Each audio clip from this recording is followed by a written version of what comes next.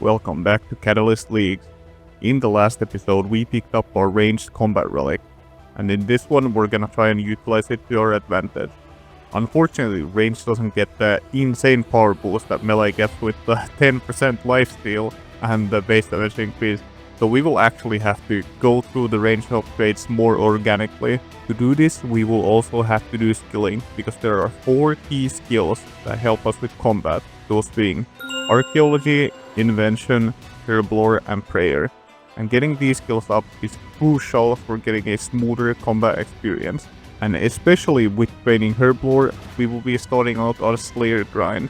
This should be a lot easier than normally with range, because we have the permanent decimation special attack effect, so basically like having teams on if you're an old school player. On top of doing all these skilling grinds, we're also completing tasks and doing some quests so we can unlock tier 6 and get Invention open. And because getting tier 6 relic will provide us infinite money, we don't have to rely on scamming people anymore to make our GP. And what are you doing with those logs and feathers? Don't worry about it, sir. I'm just here to do my birdhouse runs. Yeah, that makes sense. You go on ahead. Wait, no, this isn't old school. There are no birdhouses. Honestly, I hate Entrana. This place is absolutely disgusting. Like, the gameplay mechanic of taking away your gear when you go to one place during a quest and you talk to one NPC and leave, it's so annoying. Especially in old school, it's even worse than in here, because in here you can at least make your quest preset, whatever you had on you, and make it a preset, right? But in old school, you just kind of dump your gear and forget it for the next part. They should really make a quest where you go back to Entrana, smuggle like an arsenal of weapons, and murder every monk in there. Now that's a quest I would be down to do. Anyways, this time around, I just smuggle a bow and some arrows in, and kill a Draven tree spirit. Surely killing a tree spirit in a cave under a peaceful island has no negative connotations on the area's ecosystem. And even if it does, I don't care. I need the points. Even if we destroy the world, if it gives me 400 points, you know? Kinda worth it, right? This only caused a slight ripple in the space-time continuum, and we go back to God Wars. Yeah, remember God Wars? Yeah, that was me.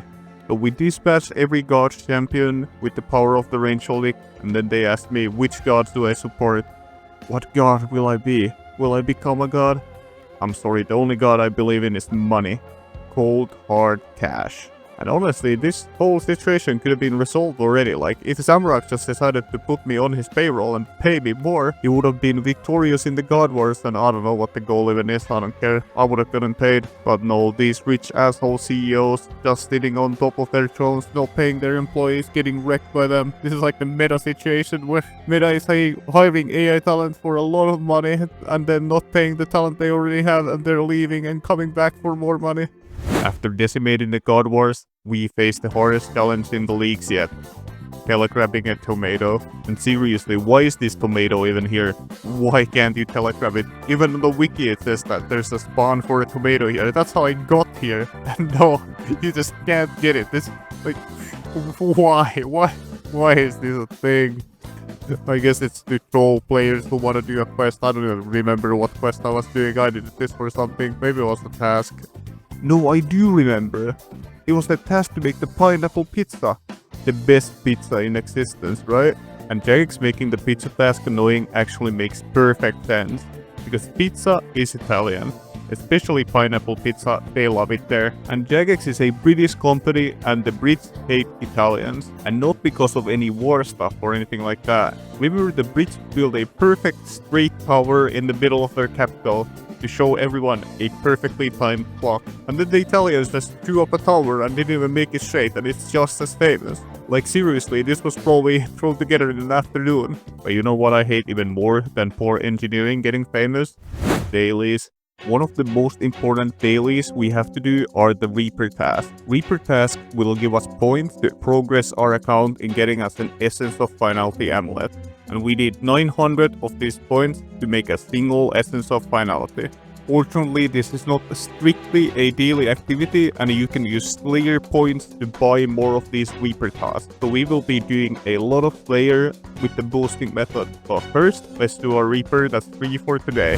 And I have picked a simple but great Reaper task for today. We grabbed a couple friends and we're gonna go kill some Barrows Rise of the Six, because it gives a lot of points and every shield drop is a point as well.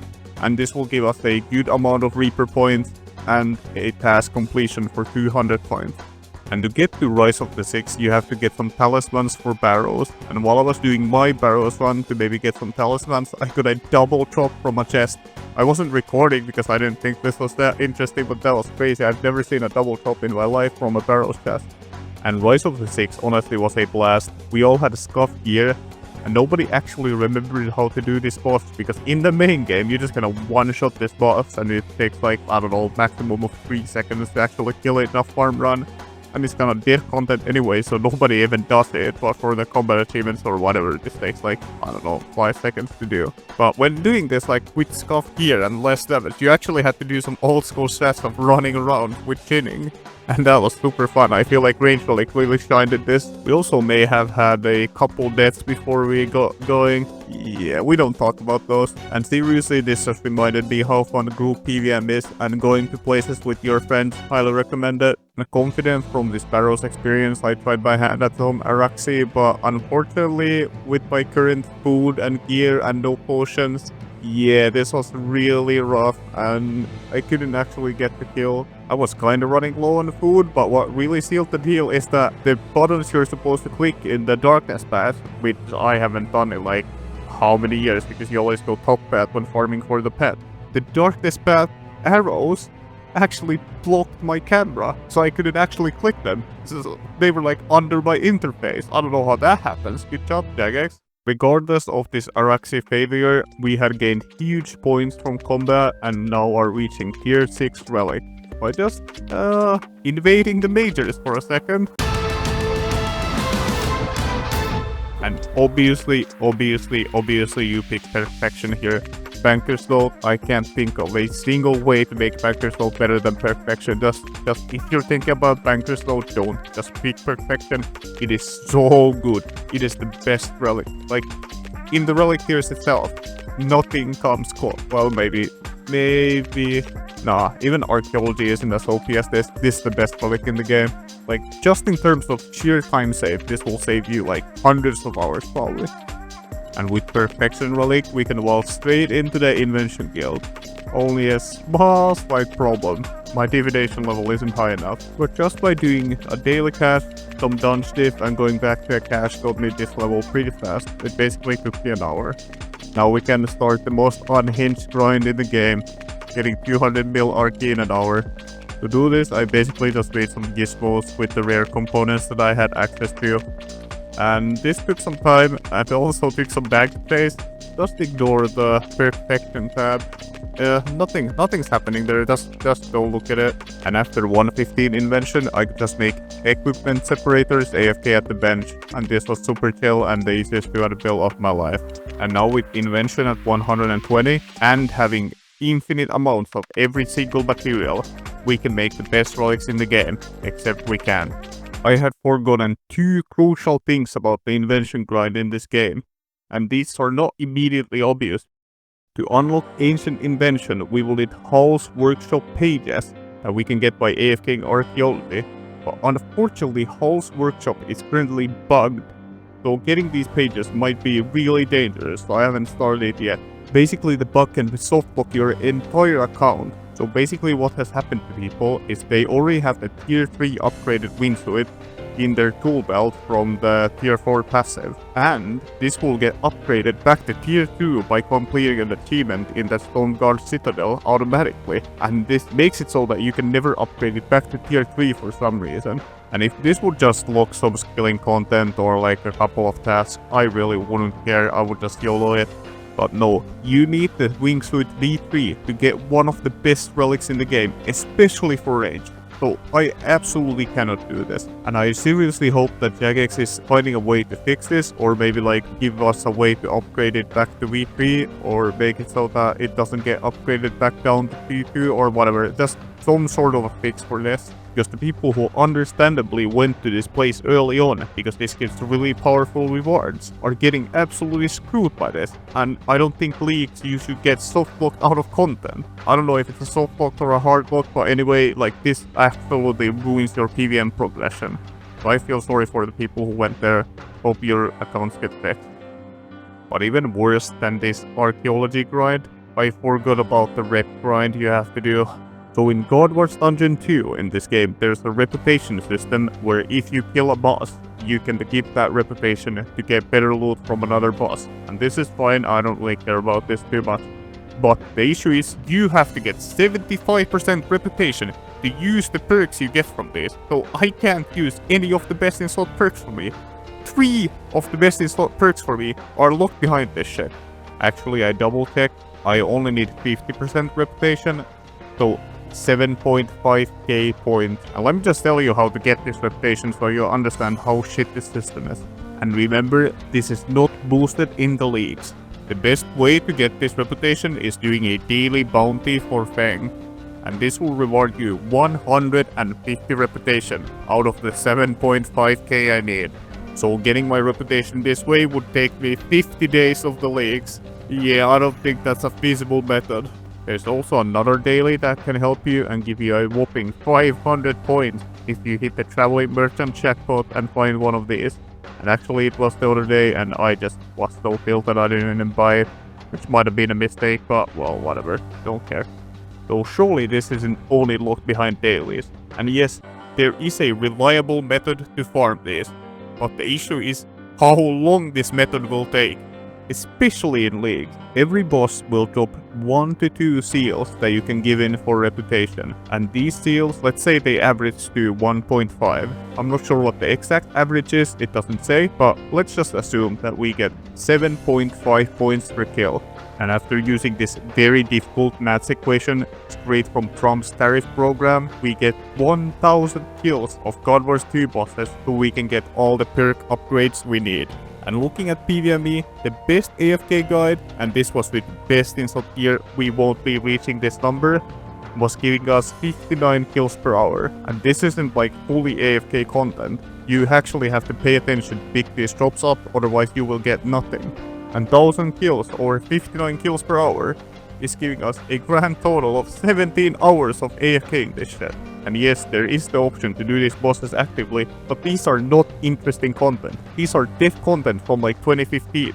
This is like what you put a learner in that wants to tip to the toes in PvM. You say, yo, yeah, go try a God Wars 2 boss for a couple hours and then move on to something else. Oh Diamond, why are you complaining? Just skip these perks, they can't be that impactful, right? Let me just explain to you what these perks do so you understand the gravity of the situation. First of all, the only skippable one is the one from Vindicta, which gives you Aftershock 4, which is strictly a damage perk. It doesn't really do anything interesting, it just does damage over time. So when you're using it, you deal more DPS. It doesn't affect your gameplay loop.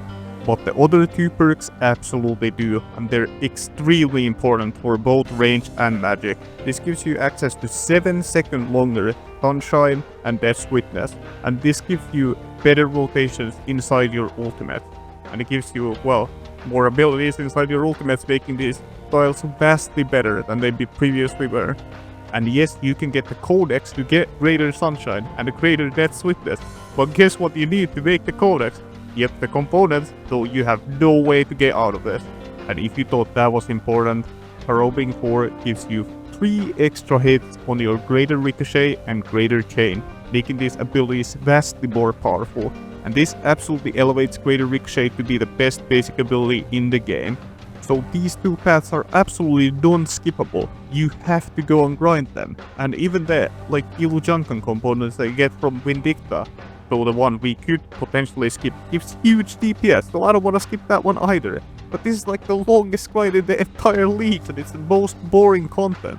I have tried to ask JBots to fix this and give us more reputation gain or just bypass this system completely, so let's see if we can make that happen. Honestly, finding this out literally made me log out of the game. Like, I got so devastated that I just logged off. I just went to bed. Perkfection's only benefit isn't the invention benefits though, and you can also get infinite money with this relic. And we went to use that money to buy some fancy caves in Prep, and then we went and bought some Seren prayer stones and used... Oh, we need 75 prayer to actually use this. Wow. Change of plan. I will be training Slayer to get my Herblore up, so I can make super anti-fires and go to QBD for a better weapon and a lot of bow drops so I can get my prayer to 75.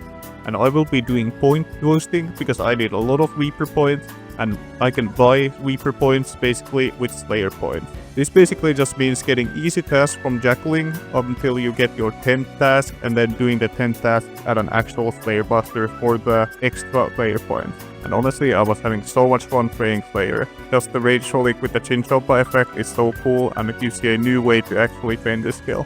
After doing enough Slayer to get our Herco up, we went and did some archaeology while I had to do other things in real life, and archaeology is basically fully AFK. But at first I was following my own guide to get all the necessary components and materials I needed to make the relics that I want for skilling and for combat. And then when I hit 70, I moved on and went to the Damonheim dig site, because in here you can only camp this dig site for all the materials you need to make the relics, and this just made this grind extremely AFK. I would have gone to Hall's workshop, but I was hearing about this bug and didn't really want to grind that at that time, because I was scared of getting softlocked and didn't know what actually caused it.